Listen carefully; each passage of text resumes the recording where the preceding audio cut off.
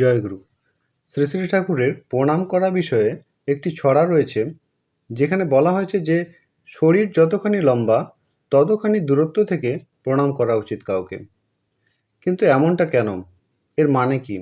আজকের আমাদের আলোচনার বিষয় এইটাকে নিয়েই। পরমদয়াল শ্রী শ্রী ঠাকুর এ প্রসঙ্গে কি বলেছিলেন আসুন জেনে নিই।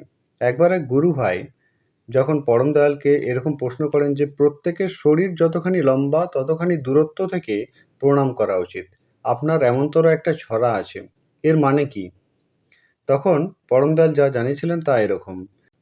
তিনি বলেছিলেন, প্রত্যেকটা মানুষের ভিতর একটা অদৃশ্য আভা আছে।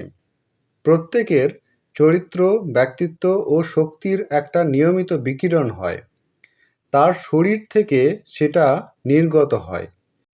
দুজনে খুব কাছাকাছি আসলে একটা আরেকটায় মিশে নিরপেক্ষ ক্ষেত্র তৈরি হয়ে পরস্পর প্রতিহত হয়।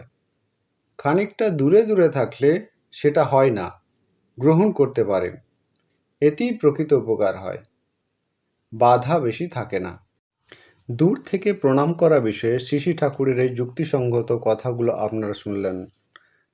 আজকের আলোচনা এ পর্যন্তই। আলোচনা প্রসঙ্গে সপ্তম খণ্ড, পৃষ্ঠা 223। আপনারা সকলে ভালো থাকবেন, সুস্থ থাকবেন। সকলকে জয়গুরু।